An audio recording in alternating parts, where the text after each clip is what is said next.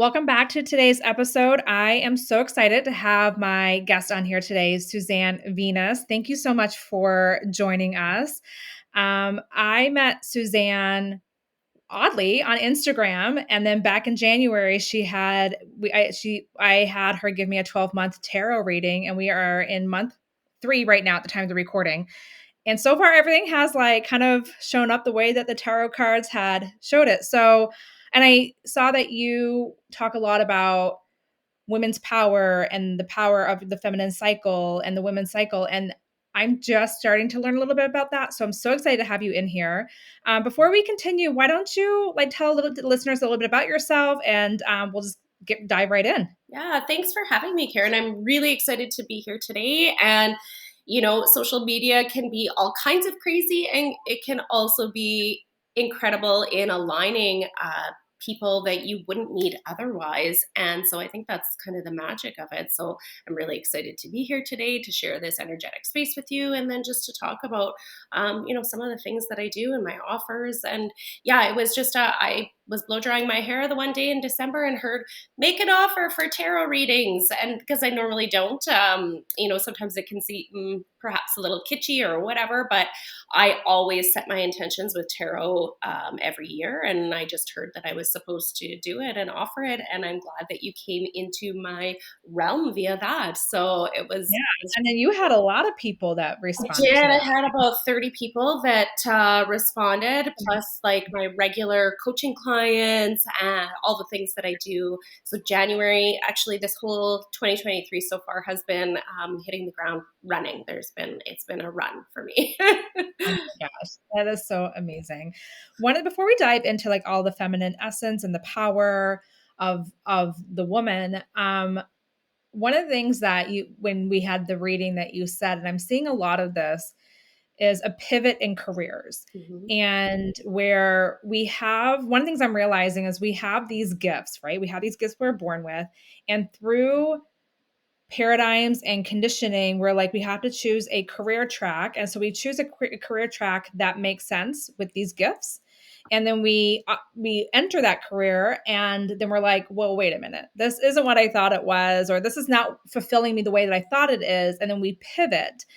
And you were a teacher for a while, and then you realized you had these gifts. And can you talk a little bit about that and your experience with that? Yeah, I always say I'm going to start right from the start. I'll go brief through it. So we got to get through childhood to now, and I'm 43. So there's a bit of time to lapse through, but I'll be quick about it. But we talk about these gifts that we innately have. So when I was a child, and I don't say this lightly, I used to see dead people. So the movie The Sixth Sense, like how they saw dead people, I literally saw dead people. I had a couple that stood in my doorway of my bedroom every single night. There was a man that stood on the left. He was tall. A woman to the right. She had long hair that was down to her waist, and they would stand. Now I really think that they were there as like guardians, protectors. I had a lot of guardians and protectors I used to see as a child, like gargoyle type figures as I would play outdoors. I grew up in small town Saskatchewan, which is like a prairie province in Canada. There were 20 people in my class from K to 12. My parents were both school teachers in the community, so a very small community. But of course, you have these gifts and these things that happen, as most of us do, until it's all the paradigms, it's all of the constructs that makes us block it out. And going through teenage years, I was always very sensitive to energy as well, and reading people. And it felt really heavy. I struggled a lot with mental illness and depression through my teen years, and just wanting to fit in. Even though I was doing all the things, I was like top of my class. I actually got like a Governor General Award for the highest average when I graduated high school in Saskatchewan, in like the district that I was in.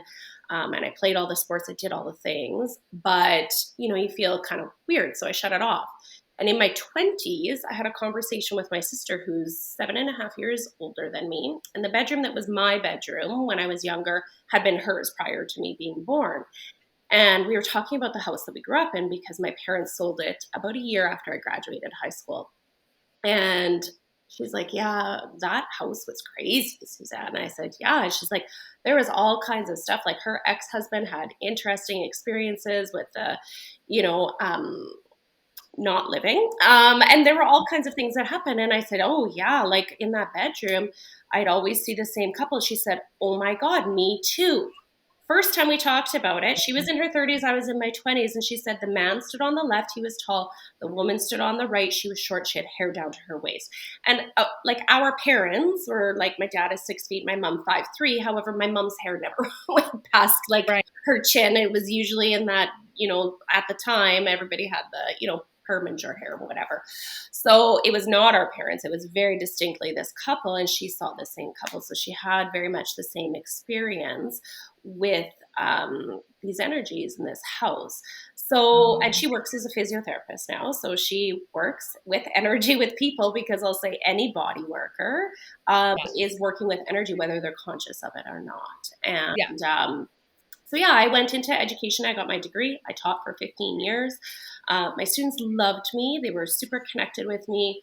I was great in that they connected with me. I taught in some inner city schools. I was their kind of solid person. And, you know, I used to get sick a lot. Like I would throw up monthly. I would have like a day where my body would just like throw up. And I would be exhausted for a day or two recovery. And then my colleagues would say, like, how do you always get the stomach flu? So it really wasn't the stomach flu. And as my daughter, so my daughter will be 12 this year. And when she was 2, she started in on the same pattern.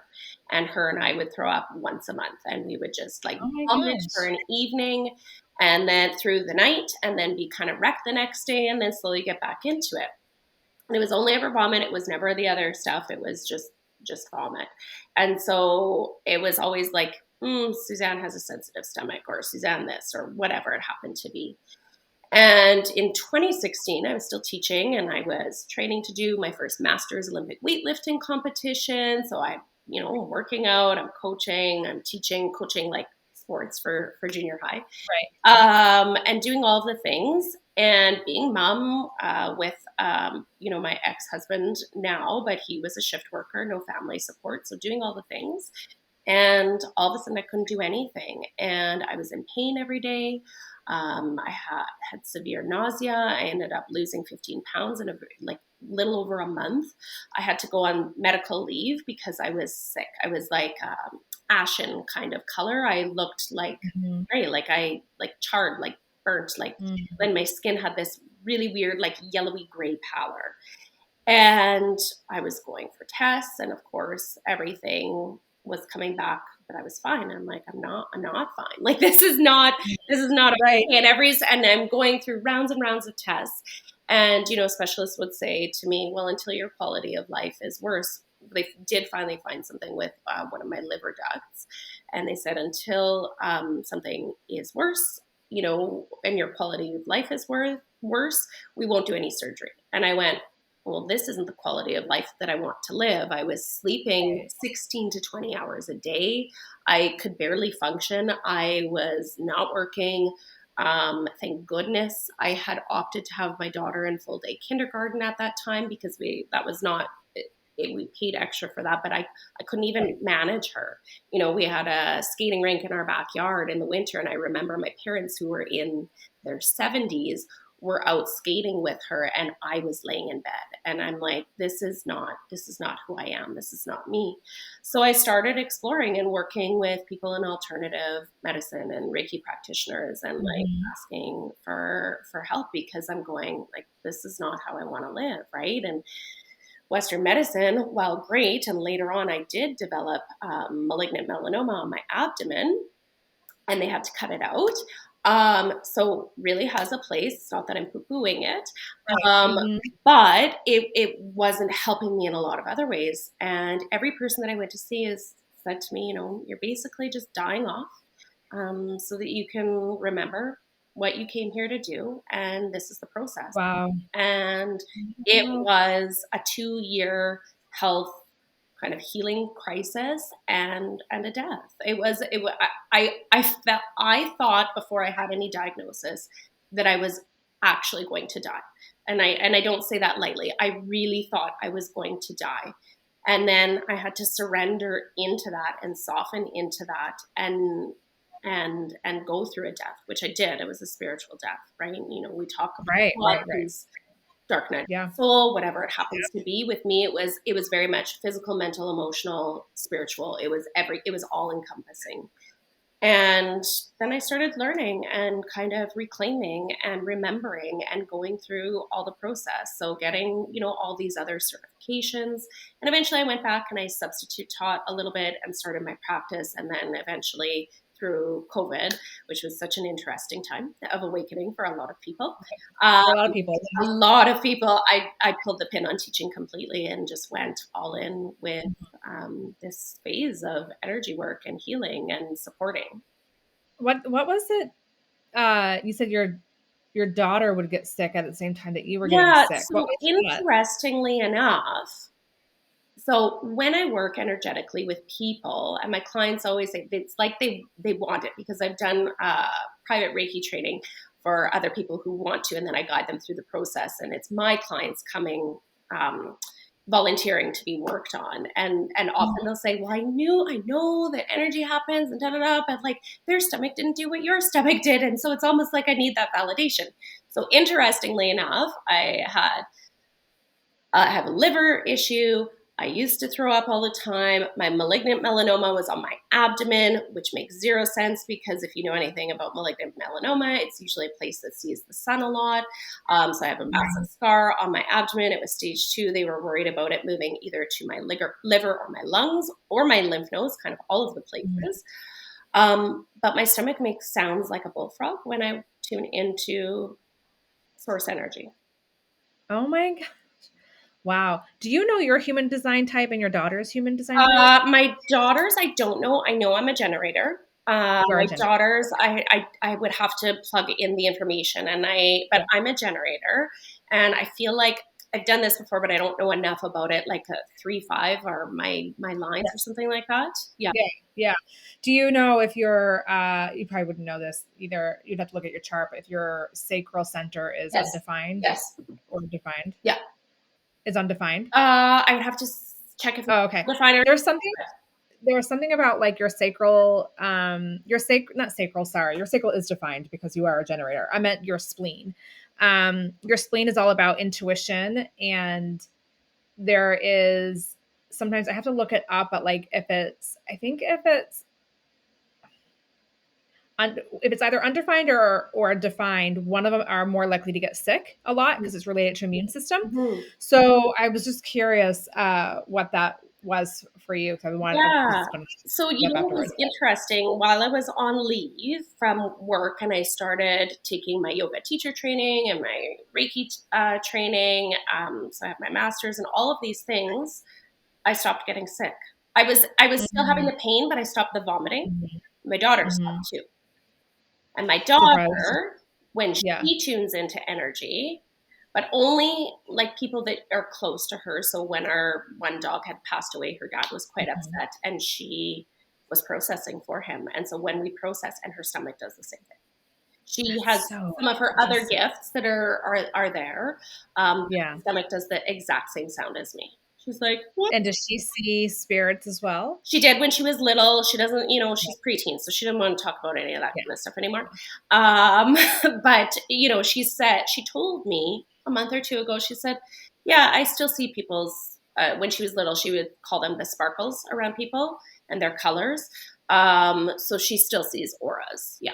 Yeah, so sees auras. Yeah. My son is he's got some gifts too. And he's 9. They were definitely way more open when he was younger. And we would like he would read my he still actually he read my thoughts the other day. Like he will still read my mind. He'll ask me questions about things I'm thinking about. One night, this has only happened once, but I astro projected to him and when I was somewhere else and then I was actually in Canada in Toronto and I live in Chicago. And so I was super late, was falling asleep. And as I was falling asleep, I was thinking of him. I'm going to go check on him. Yeah. And then the next day, my husband texted me saying that he woke up crying at the same time that I was checking on him, saying someone was in his room watching him sleep. Hmm. And and when I heard that, I was like, wait, did I just like astro project there? But It's so fascinating. But let's get into like all the stuff about the feminine power and Yeah. the power of the cycle and everything. You know, I I think a lot of women don't realize how freaking powerful we really are and how we have like this divine connection to spirit through our womb, right? I mean, like literally a source puts a spirit into our body, right? And then like it's incredible.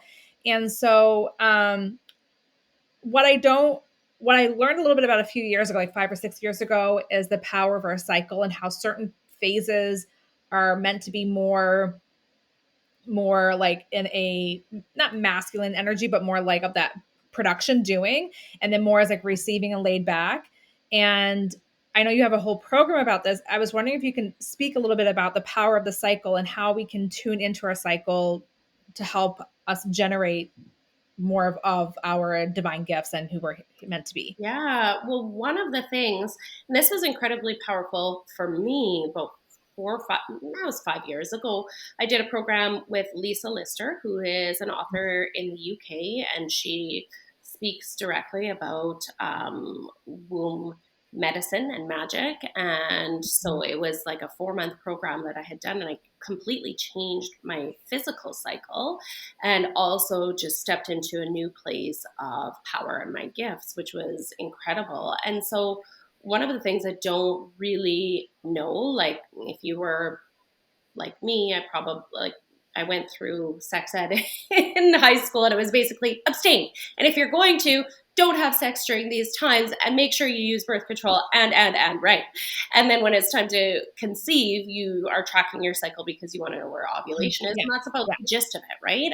And otherwise it's either, depending on where you are in your life, it's either a celebration, yes, I got my period, or crap, here it is, right? Like, and that's about it. And it feels like a nuisance and all of these things. However, one of the biggest things I think that women can feel empowered in is that knowing that every month through their womb space, they're going through the life cycle. So we have Mhm. our life, dying, death, and rebirth every single month.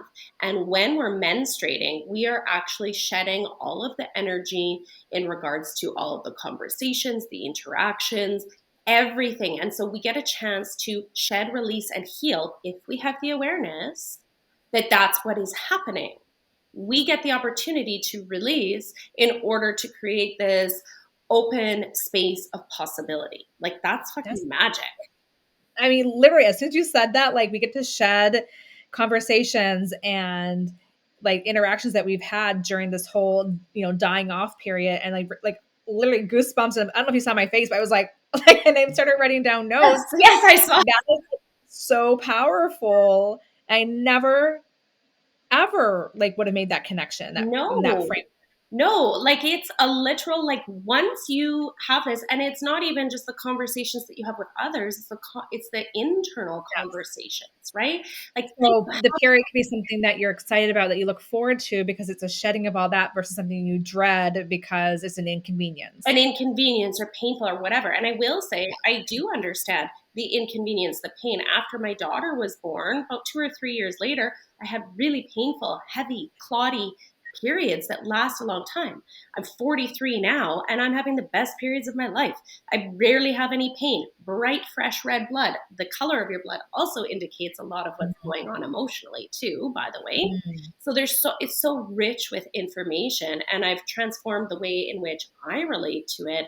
And it's been such an empowering experience for me that I think, like the number one is, yeah, you're having like a life cycle happening. And when you go like that, you can go, oh, I'm actually Yeah. looking forward to this time because I Yeah. know that it's creating space. I think that's one of the things, like we're actually creating space for new to come in Mm. every month if we have the awareness to release and let go of. Do you have any ceremonies or anything that you do to welcome that dying off or to welcome that rebirth? You know what? I do a lot of things. What do I want to say? Like psychically, every once in a while. My daughter is very active. It seems to take a lot of my time, and so carving out the time for me, even though I preach it, seems to be a Yeah. challenge. It's a Yeah, I hear challenge, you. especially navigating as a single mom. However, I do yoni steams kind of periodically. You Mhm. pun intended, not intended, but I do yoni steams every once in a while, like usually quarterly throughout the year, as just like an addition to shedding and releasing the Mhm. energy that's there as well, which is lovely.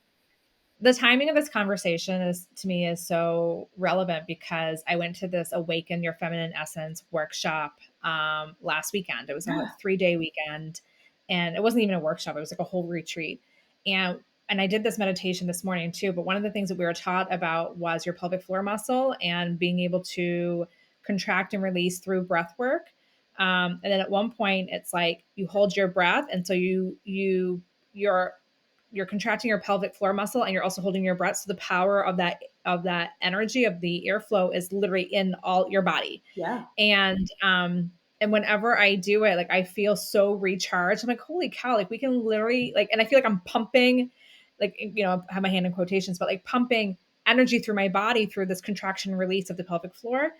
And we often think like, especially with women who've had kids, especially vaginally delivery, like a pelvic floor is usually looked at like strengthen the pelvic floor so you don't have prolapse, and it's just more of like to do it for that intention. Whereas strengthening the pelvic floor can really help strengthen your whole inner power. Inner power, and there's a whole piece there as well. It's interesting that you talk about this because um, if you look at the esophagus and the cervix, and I hope Yes, that they're someone the talked same. yeah, I hope that they talked about this past weekend. If you were to superimpose them over top of each other, they're mirror images of each other. And so, Yes, I actually learned that a while ago yeah, at a course I went to, because if you have vocal issues, a lot of times you might have pelvic floor issues and the same. Yeah. so energetically speaking, they're so interrelated. And we often find in terms of sexuality, because there's so much conditioning about women and their sexuality and what is acceptable and what is not acceptable. If their throat center, energetically speaking, so they're having trouble articulating their truth, feeling seen, feeling heard, feeling validated, showing their true essence, their sacral will also be closed, and it's really hard to experience deep connection in sexual intimacy as well. So it all kind of interplays. Yeah, that's so fascinating. So how does this cycle work for women who are postmenopause, Yeah, who no longer have? yeah. I So mean, is there still a rhythm, like a cycle there of some still sort? is a rhythm and flow. And so when you were talking essentially that there's like part of it is more masculine and part of it is more feminine, I always say think of masculine and feminine energy in the simplest form as, think of your outlets in the wall, like the holes. And if you know anything about electrical, like they're called the female parts. They are open Yeah, and they receive, right? And if you yeah, have a plug with the yeah, prongs, that's the male part. yeah, They stick out. So, there's like a physical, similarity, but that's really what it is. Inward, opening, receiving, outward, and ready to penetrate, really. And so that's our energy too. So half of our cycle is outward in expression, half of it is inward in expression. But there's 4 phases, and I say in the life cycle. So we have the life cycle. Often they're talked about in terms of the seasons, which makes a lot of sense because we can understand and interplay the seasons and how that would be. So we've got spring, summer, fall, and winter. And in our menstrual cycle, and each of them is about a week, depending on a woman's cycle, everyone's cycle is different. When you're postmenopausal, you're still going to go through these phases. They will likely just sync up with the moon in some way. And it's up to you to track your energy, how you're feeling. You're still going to go through this spring, summer, fall, and winter when you're postmenopausal. It's just that you're not shedding, you're not bleeding. You've done all your bleeding, and that's how you move into your crone energy, is that you don't have to go as tumultuously perhaps right. through all of these cycles, and you hold that wisdom, right? Because you've embodied it and you've gone through that experience for decades. But yeah, I mean, obviously I would love to talk a little bit more about the seasons, and I feel like even just understanding those, women go, okay, I get it. I mean, another light bulb moment. I'm like, wait a minute, 4 phases to the moon, 4 seasons, 4 phases to our cycle. Like, I mean, if you want to talk about that, go ahead about the seasons. I mean, the stage is yours. Yeah, I think that one of the things that I think every woman should know, even just the briefest amount, is okay, we talk about how we have the life, death, rebirth. Well, every year as we go through, we're in North America, there's some places that don't experience the interplay of seasons as much. But there's a different energy that each season holds, literally, physically, in like on earth, and we're actually embodying that with our energy month to month, right? So we go through these four seasons. So I'll start with spring because we're moving into spring, and that's the start of the masculine outward energy. So spring for women will begin at the end of their menstrual cycle. So depending on your cycle, it may start day 4, 5, 6, 7, somewhere in there. The energy of spring is one of rebirth. It's one of possibility. It's one of ideas, creativity, inspiration. It's our physical energy is on the rise. We have the ability for clear communication during this time. And our libido goes up. So we can schedule all kinds of things, whether our workouts, our conversations we need to have, our work, which is something that I am really passionate. In this course that I'm building, it's all about really understanding and honing in on the feminine and masculine energies within us as women. We hold them both. And knowing your cycle so that you can utilize it to lead in the best way possible. And when I say lead, we're all leading in some way, shape, or form. Even if we are, if we're a CEO or a mother of 5 who stays at home, we're still leading. We're leading in some capacity. And so honing in allows more balance instead of us pushing all the time. We're not meant to push all the time. That's the construct of the 9 to 5 days, a man's testosterone cycle, not a woman's hormonal cycle. We are plugged into this, but that's not how we operate. Right. So, right, yeah. So, that spring phase is like the pre-ovulation. So wherever, again, every woman is slightly different. I am currently on day 7. Day 7 is my most fun day. I feel like I feel great. My libido is very high on day 7. I feel like I can communicate. Everything feels easy. Everything feels good. It's all of these things. I love day 7. So even though I didn't sleep very well last night, I'm like, I have the energy. I can hold it for the day. Whereas if you catch me on day 26, and I usually have a 27-day cycle, I am so exhausted and I cannot do anything. So don't even and my emotional capacity is not high either, right? But I know this about myself and I schedule. You say that's amazing that you know that about yourself, I mean, that's wow. That's Yeah. impressive. So, and I'm so fine tuned to day to day. There's some that have general energy, but there's specific days. And then day 12, I'm like, I could be a superhero on day 12. So then you move into the summer phase, which is just before, during, and after ovulation. So that would be my day 12. My day 12 physically, I can work the longest hours. If I'm working out on that day, I'm going to have my fastest run. I'm going to lift my hardest. I'm going to have the most endurance. I'm physically at my peak capacity. I feel like I want to be around people. I'm super social. I mean, biology wise, it's the time that we're to be procreating. So we're to be out and seen so that we can attract what we need to put a baby in our belly is like what is happening biologically. So that's, the energy of summer is all of this. And if you think of summer, where I live, especially I'm in the north, we have so much daylight. And so it's like, we don't in the winter here, that in the winter we really come in the summer everybody's doing everything because we know that it's short-lived. And so that's kind of also the energy of your summer in your menstrual cycle. So again, those are more masculine outward expression of our energy. And then the latter half of our cycle is the feminine, about coming in, being open, being willing to receive. So then we move into fall. Well, what's fall? That's the dying off phase. Things are dying off. It's our premenstrual phase.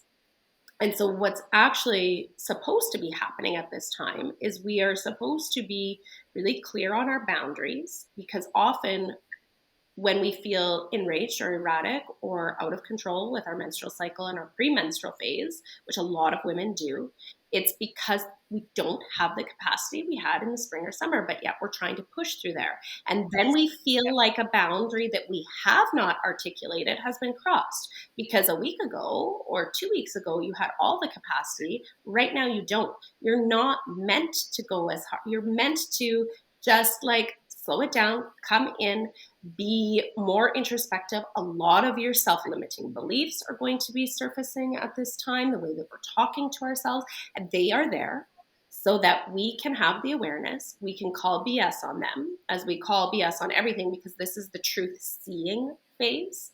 And Mhm. then we can shed and release when it comes time for winter and our menstrual cycle. Love love that. Like, that makes so much sense. And one of the things I also wanted to ask you about and this, I feel like it's just a great segue into this conversation, is you have a 12-year-old. I don't know if she has started her cycle yet or not. My She is energetically starting her cycle. So she's got all the physical signs are happening. She's in tune with my cycle. She has not, she's everything but bleeding yet, which I believe right. will come at any time. I was in grade 6. She's in grade 6. Her birthday is in the summer. Like, I feel like it's upon us at any moment. Every month I'm like, is it happening now? Although I know it's erratic, for the first year, it's not consistent every month. It takes a while to move into that natural rhythm, but she is energetically in the space of, yes, she's cycling like everywhere, and her and I are cycling together. So, Oh, that's so fascinating. Well, my daughter will be 13 um, in a couple of months, and my sisters were a little bit older. I think one was almost 15 and one was shy of 14. yeah, I was 12 and newly 12, I think, when I got mine. So, but she's also very athletic. And I know that can play a role in it as well. But she also, the moodiness that comes, like, we're definitely seeing a lot of that. yeah. But we had a conversation a month or so ago about, she had all these questions, like, is it painful? Like, what is it? Like, what do I do? We're having all these questions. And I can't remember what we were talking about that prompted this conversation, but I basically shifted her mindset of like how freaking powerful women are, and that, thousands of years ago, the power that women had. And, it's trying now, like, a lot of women are coming back into that. And so I was wanting to shift her perspective of, this is not something to be scared of. I'm definitely going to be talking to her about the whole power of like releasing.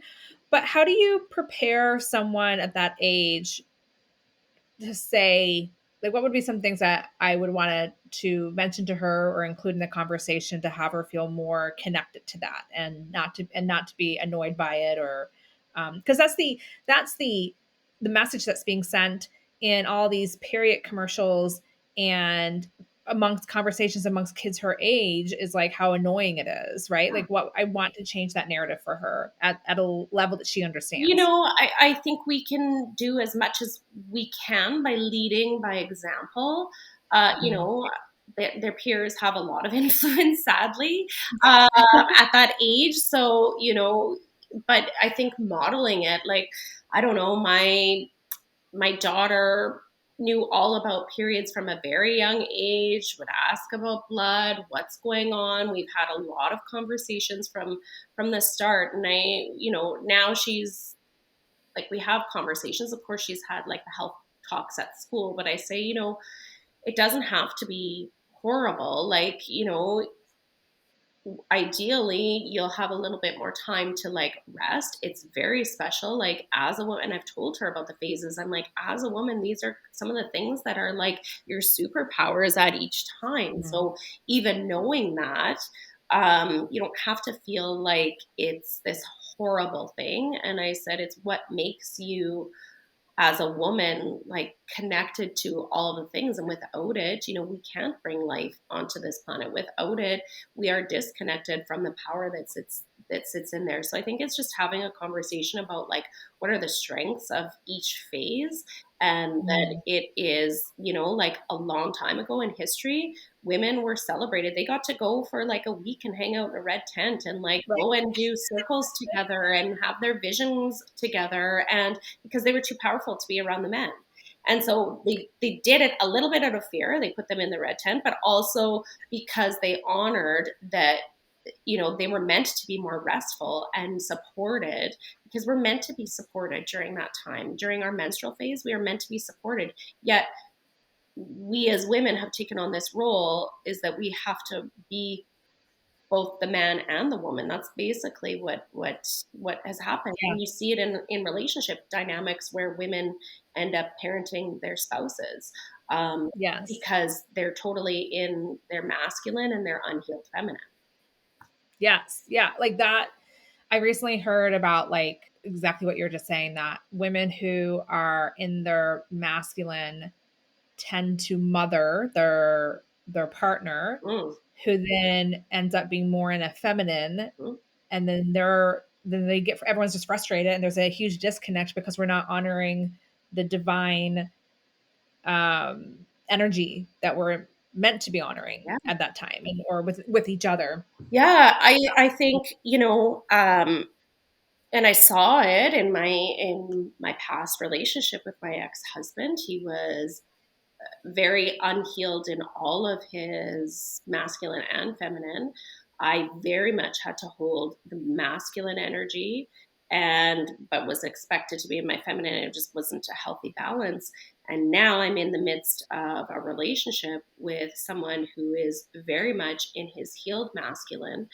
I am very much in my, for the most part, my wounding always comes up because we're never done, right? in my Never in my healed feminine, and so I'm open to the support. And one of the things, we had a conversation yesterday, he's like, I love knowing exactly where you are in your cycle because I know how to best support you.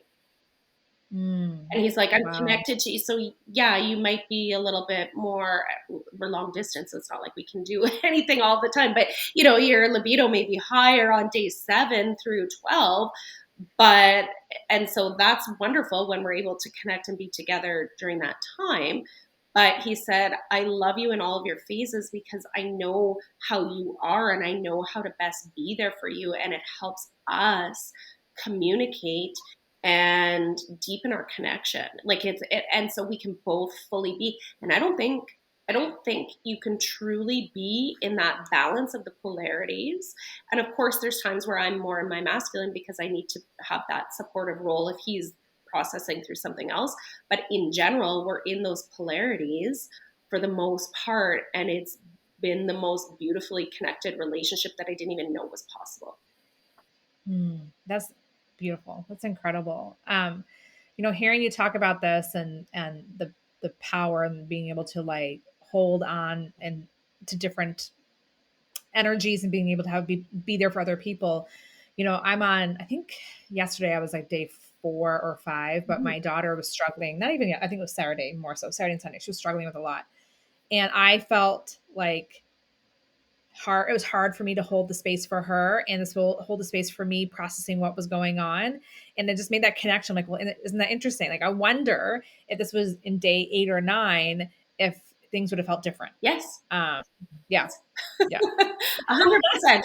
100%. Definitely take. You were in the midst of your coming out, but towards the tail Yeah, end of your winter. And the energy of winter is, I live in cold winter. It's cold today, and it's like, stay inside, stay yeah. cozy. It's dark. Mhm, And it's a mhm. time for us to like tend and nurture ourselves. And so we don't have Right. much outward energy to hold for everybody else. So even in your family dynamic, when you can say to your partner or your child, like, I love you, but I need this time for myself so that I can better serve Mhm.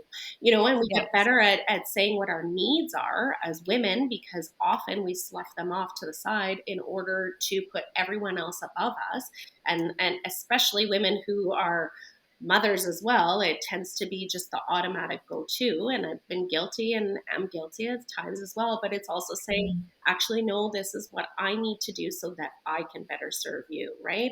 And I think mhm. just knowing, like literally knowing your schedule or your cycle, it shifts your dynamic with everything. Like, to me, you cannot truly connect to the divine feminine within Without knowing the without tuning cycle. into this. Without That it, makes total you sense. Yeah. can't. Yeah. And I would imagine that knowing your cycle can really help you if you're an entrepreneur and owning your own business, as well as have kids, like the many hats that women typically have to wear, would be able to, have a better understanding of all that Yeah. once you know your cycle. Yeah, I mean, this month tended not to be because my extra things got kind of thrust upon me last minute on day 26, 27, day one. And I had like a complete like overwhelm. I need to go lay on the closet floor last week and cry because this is just too much. And I wouldn't have scheduled, and I didn't schedule on my own for it to be that way. But I do schedule everything work wise, Mm. parenting. Well, parenting is parenting, right? But work wise, and I tailor it to my cycle. And so I Oh, know where to scale back and where I need more time for me, and I know where I have more time to give. And my schedule and what I am doing will play into this, as well as each role, in work, whether again, like you're an entrepreneur, if you're wearing all of these hats, well, you have different phases that are optimal for different things, which is really what this course that I built, and it's on sale until Friday. I don't know what day this airs, but it's on sale on pre-sale until Friday, and it's a group coaching course that starts next month. Is really honing in on how, like, the feminine and masculine energy, and then how to optimize each phase of your cycle so that you can honor and work with it and have more ease and flow.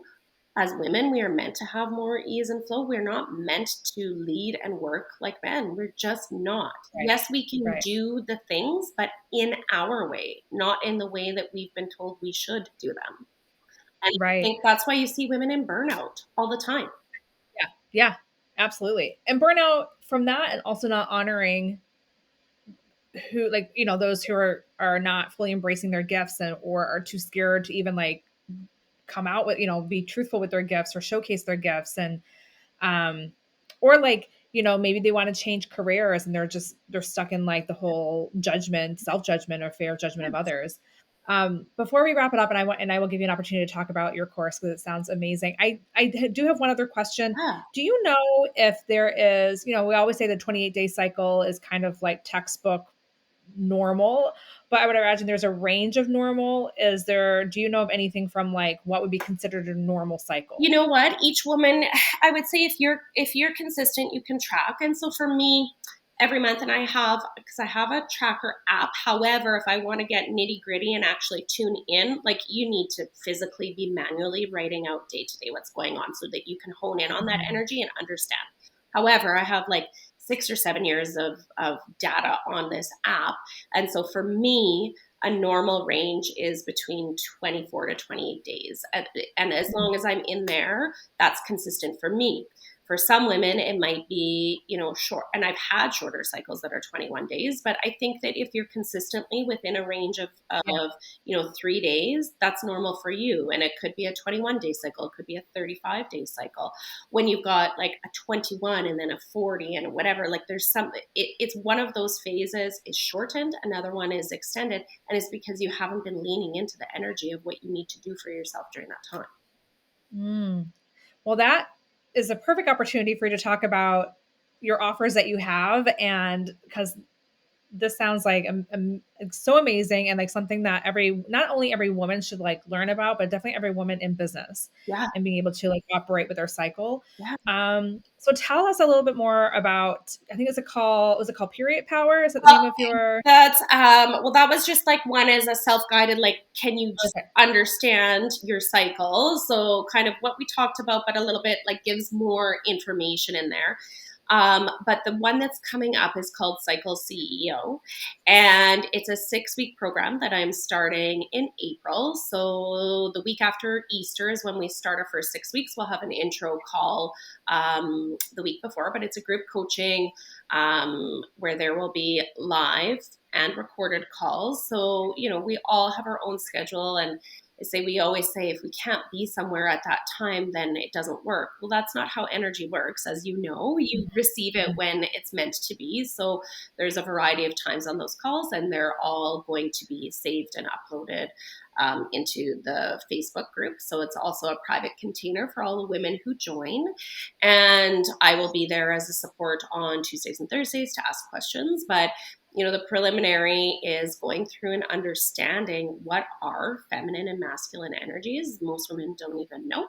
And so it's going through, that's the first week. The second week is learning how to apply creativity and innovation in business to your spring phase, right? As we talked about.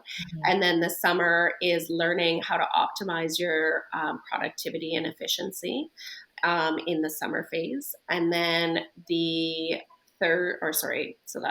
then the next week after that is about fall. So leaning into our emotional intelligence, a lot of our self-limiting beliefs, our ability to be in tune or a support for others' emotions are there. So how do we work with that and scale back our work, and what should we be working on at this time, because it's not working balls to the wall and working all the hours during our fall phase. Right. And then in our winter is really about leaning into our intuition and learning how to trust, and learning how to do the self-reflect, and then let anything that is not serving us go so that we can step forward. But we have a natural rhythm and flow that we are meant to work through to optimize our results that we're having, our efficiency, but also for us to actually scale into that work-life balance. It's really hard to have any kind of work-life balance when we feel like we must work 10 hours a day, or, I'm an entrepreneur, I have my own business, or I lead other people, and so therefore I have to be on all the time. No, there's certain times that are more optimized to that and not. And so it's the types of activities, conversations, reflections for each phase that's going to optimize you into tuning into your feminine energy as well. And then the last week is all about kind of a recap of everything and a Q&A. So that's kind of the format of the course. And I'm just really, it'll be live and group calls. The pre-intro has a few short videos and then that are pre-recorded, and then there'll be PDFs and workbook pages for people to, and journal prompts and things like that for people to work through. The old teacher in me is still here. So I mean, it sounds amazing. For those who want to learn, this will probably be aired probably towards the end of March, would be my guess when this episode will be aired. For those who want to hear more about it and learn more about you and what you do, where would they find you? They can find me on Instagram. My handle is easy. It's just my name, Susanne Venass. So Susanne, and then last name is Venaas, which you'll have me tagged, I'm sure, and whatever. And then my website is www.susannevenass.ca. So also really easy to find, and that's all linked in my socials and such as well. And your social, and on Instagram, it's just Susanne, Venass. For some reason, I thought you were giving your email. I missed that part, but Instagram. Yep, absolutely. And anytime if you're doing another offer for tarot, people who are listening right now, definitely jump in on that, because she is amazing. Thank you so much for taking time out of your day. Thank you for having me. It was wonderful having this conversation. Yes. Well, thanks again, and I'll talk to you soon. Sounds great. Thanks so much.